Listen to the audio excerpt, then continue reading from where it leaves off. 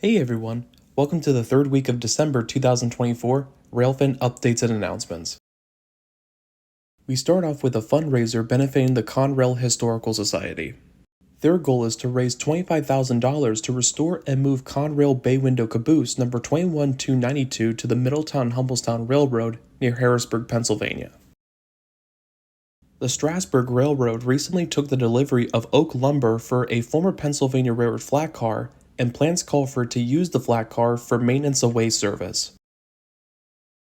A couple of months ago, Virginia senators have announced over $13 million in federal funding from the U.S. Department of Transportation to expand and secure rail service across Virginia.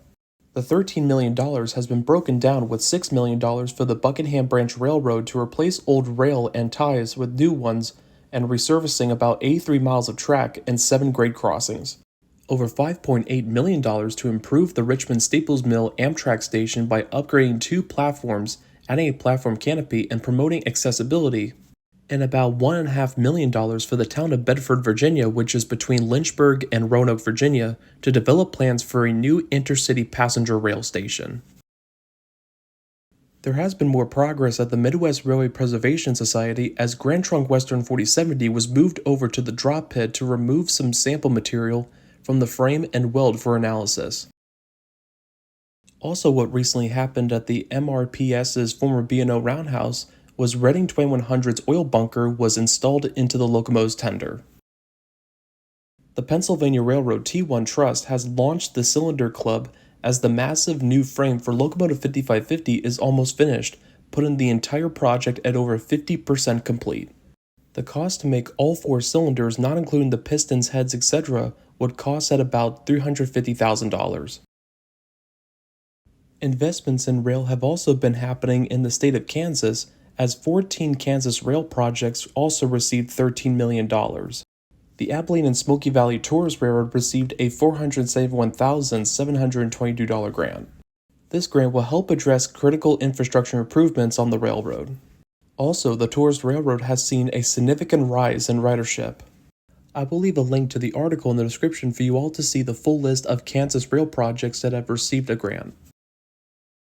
At the California State Railroad Museum in Sacramento, Southern Pacific Tunnel Motor Diesel Locomotive number 6819 has recently started pulling Polar Express trains on the museum's Sacramento Southern Railroad.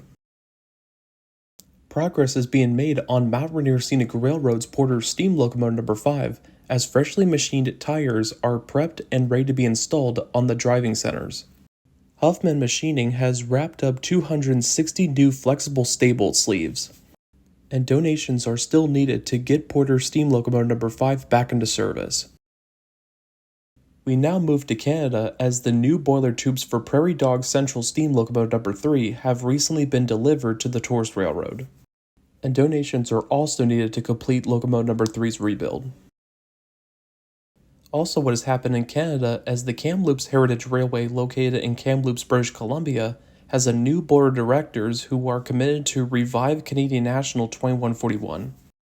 In partnership with the City of Kamloops, Canadian National Railway, and other groups, the Kamloops Heritage Railway Society has begun the process of reactivating the locomotive. Donations are needed not only for Locomotive 2141, but also their parlor passenger car number 406. To kick off the bicentennial celebration of railway history in the UK, the South Devon Railway's Winter Steam Gala will feature special guests including the oldest Great Western Railway locomotive in use, number 2807, and tank engine Hanbury on loan from the Bristol Harbour Railway. Now, if you made it this far into the video, I want you to comment down below 200 because bicentennial means 200 years. Thank you all so much for watching this video and showing your continued support for this channel, rail preservation, and more passenger rail service.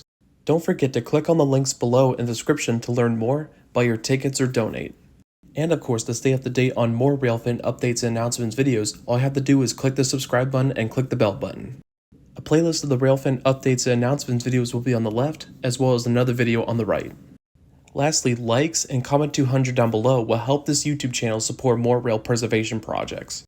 This is Transcontinental Railfan, and I'll see you all next time.